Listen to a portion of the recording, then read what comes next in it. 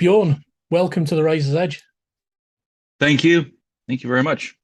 Um, Soilwork are back with album number 12, and I'm going to mispronounce this now, but Overgiven Hetten. Is that Oh, right? that's good. That's good. Well done. Yeah. So we've just come out of a 2-year global pandemic. How much of Yeah. those 2 years off touring helped with the writing, recording, production process for this album? Uh, I mean, it definitely did something. Unexpected break. And I think, I mean, personally, I really needed a break. I think, I'm sure some touring musicians can relate, and maybe other people too. uh, but, um, but yeah, I mean, I think I got some distance to the whole thing, and I guess it was needed. We did a pretty big touring cycle for our previous effort, Yeah, Verkligheten, and I think the break, I don't know, it gave me a little bit of a distance to that person being on stage, yeah. and I got to know the other person a little bit more because this was really the first time in 20 years that I actually stopped, and I think that probably did something to the songwriting. It Mm. felt like I was, I don't know, could connect more emotionally than before, and I started writing, songs for this album at a pretty late into the process. David, he never stopped. Basically, he's quite a creative person, and whereas I needed a break, he was just, maybe I think the break, the COVID break was harder on him, because I think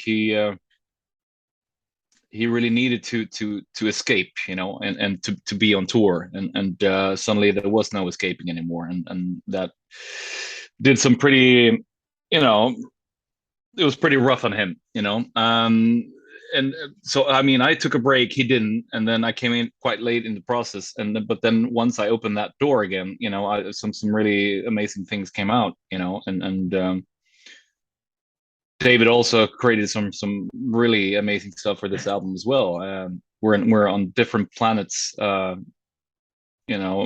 mentally, but somehow, I mean, I think that's also what makes the album in a way, because it has sort of a contrast, Yeah, and it's quite diverse, but it's all making sense in the end, and, yeah, and so I found a lot of inspiration, pretty late into the process. In the beginning, it was almost like it's like, oh no, I don't want to even think about a new album, but then I found the inspiration, and I feel like I wrote some of the best melodies I've ever written, both vocally and yeah, guitar wise too. So it's yeah, it was an interesting break. A lot of things happened for sure. yeah.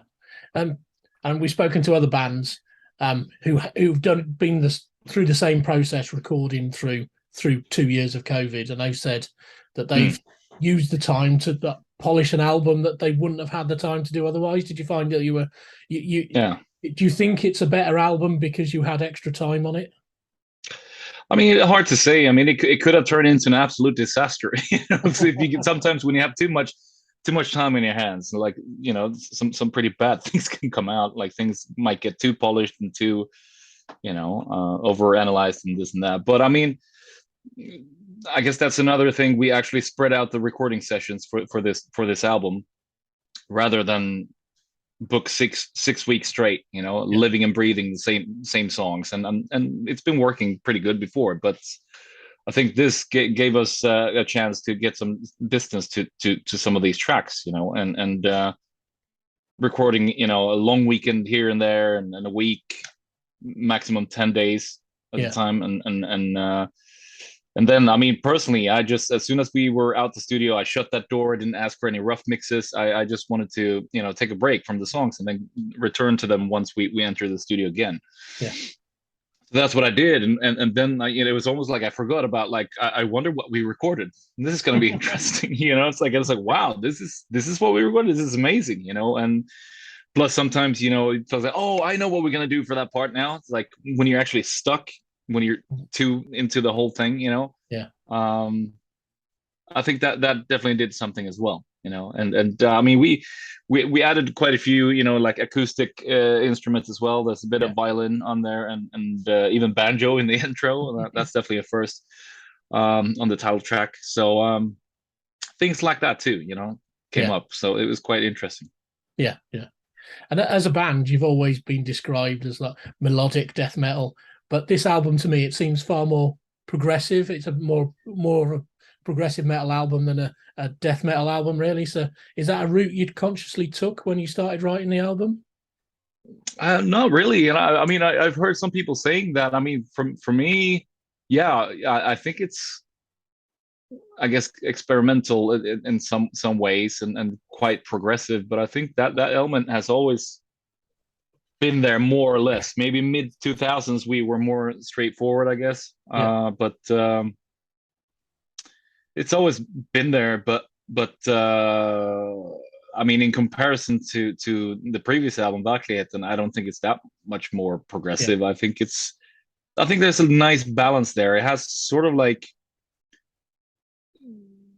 classic heavy metal formulas mixed with more progressive elements, I guess, that makes it just really balanced.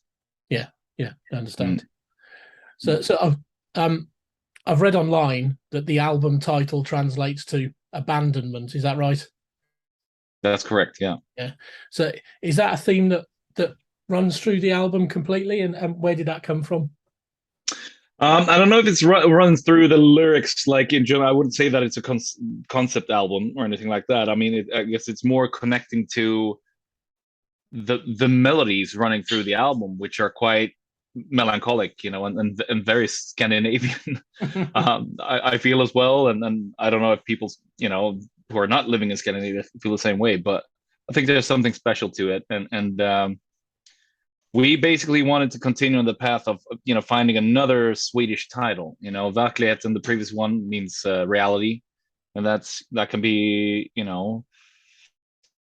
looked at from so many angles. We all have our own realities, and then trying to find another Swedish word that has a lot of power to it, and also can be interpreted in so many ways, I guess. The fear of being abandoned, or even the fear of abandoning someone or something can be just as scary, and I think a lot of people can relate to that, and so we wanted to find a word that people can really relate to, but still connects with our music, and especially the melodies, and I think it really works. It's not as interesting in English, abandonment, when you say it. But and I always like a bit of album artwork, and this album's quite striking. You've got the incapacitated bird on the cover with the flower. So how does that play into the theme of the album? Where has that imagery come from? Well, it's quite interesting because it was really the artist who interpreted the title. I mean, I didn't really give him that many keywords. I don't know if David actually gave him some keywords, but or pointers. I mean, I think it really connects with how the album is very dark, but at the same time extremely empowering and uplifting. And I think that bird is looking pretty lonely. That's sad, but it's like somehow there's hope to it. I think it's also a little bit of a symbol of hope. And the only thing I mentioned to the artist was that I wanted to have these trees in the background. There's like an alley, these trees that are very typical from the southern part of Sweden, where I'm from. You see a lot of those in the countryside, and they're quite they look very desolate, but I mean, from the beginning, the album artwork had a lot of color, but then we wanted to find more like happy colors, I would say, and it's like it was quite striking. But I don't know, you might have seen that one as well. But I felt that it needed to be a bit more balanced. So we played around a little bit more with the colors, and I think what we got now is the perfect balance and really suits the title. I love the artwork for it. So, we mentioned before, this is Soilwork's 12th studio album, and every album adds another dimension to that Soilwork soundscape. So what more can you do to enhance Soilwork as an entity. I guess what I'm asking is, what do you think album number 13 will sound like? Oh man. Hard to say. I mean, this was quite a beast to record. It's been very emotional and very quite chaotic at times. But and I'm just so happy that we got it all together and that it turned out this well. And there's it's so sincere and there's so much presence running Yeah, through it, you know. And it's a very how can I say good representation of every member of this band too. I think it's all in there.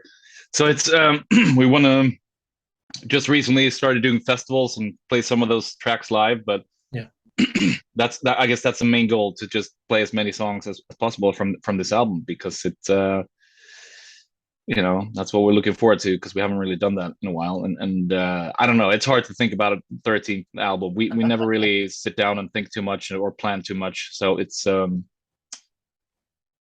sure we'll find a new, you know, even more interesting ways to express ourselves musically. That's a constant journey for sure. absolutely. Yeah, yeah. So you mentioned touring. For we're a British-based site, obviously. So for our listeners, when are Soilwork coming back to the UK?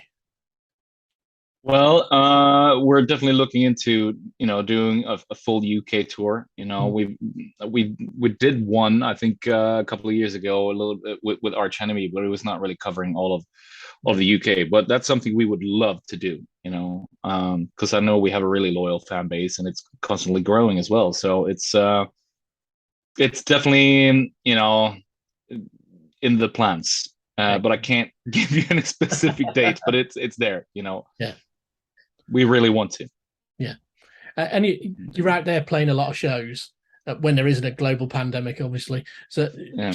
do you see any younger bands out there who you think will come along and maybe be the next big thing, the next Soilwork, if you like? Man, hard to say. There's so many talented people out there. It's just a different scene these days. You know, there's so many of them, so many bands, so many labels, and so many unsigned bands that are just doing it by themselves, you know, and that was sort of unheard of back when we got signed. And, you know, we're obviously trying to roll with the times, but it's just I don't know, it's hard to get through to all those bands that, you know, that you would really like. I mean, we have this band from Helsingborg where we started Soilwork called Cronus. I'm not quite sure if they're around anymore. I think they're doing something, but they are super talented guys. So the guitarist jumped in to play with Soilwork for just one show, and he just played guitar, just, you know, flawless, just fantastic musicians and pretty cool songs too. And so I really hope they will continue doing what they were doing and find, you know, the right label, or even if they're going to do it themselves. It's hard to get through. So just because you're a good musician and write good songs, it doesn't mean that you're going to be able to get through, because there's so many of them. And sometimes the people who are barking the loudest, they're the ones getting through, you know? It's unfortunately. Yeah. So here in the UK, the end of this week, it's Bloodstock Festival. It's a festival you've played a couple of times before with Soilwork. And for you personally, you're there this coming weekend with Night Flight Orchestra. So what does playing Bloodstock mean to you? Well, to begin with, I love the festival. Just love the vibe there. And like you mentioned, I mean, I think we played it first time, was it maybe 2008 or something like that? But I've been loving it ever since and love to come back. And of course, it's going to be quite special now with the Night Flight Orchestra instead, you know. It's still a metal festival, so we're definitely going to be sticking out quite a bit. But I know we have quite a fan base, you know, in England as well, and in all of the UK. So I think a lot of people are going to be excited. And last time we played in London, everybody was wearing sunglasses to the show, which was really funny. And so hopefully that will happen now as well. Maybe some people are going to wear white jeans too. We'll see. But it's going to be quite interesting. We played, I guess, one of the last bands. We're pretty much closing the festival, I was going to say, but it's late Sunday night. You go on stage when Lamb of God finish, so you are the last band of the weekend. Wow. Okay. All right. So it'll be Very good. cool. Have you got anything special planned for that show? Well, I mean, anything special planned? We might have something, but I can't really reveal that now. But I mean, it's going to be a hell of a party. I mean, we just played Wacken, and for those of you people who want to take a sneak peek of what our live shows are like, go and watch the live stream from there. It was wild. It was nuts. So that's definitely what we're bringing and more. So yeah. Excellent. So Bjorn, I want to wish you the very best of luck with the new Soilwork album. I've been listening to it for about a week now. I love it. I think it's a fantastic album. And hopefully we'll talk again in person on Sunday at Bloodstock. Yeah, sounds good. Looking forward. Hope to see you there, man.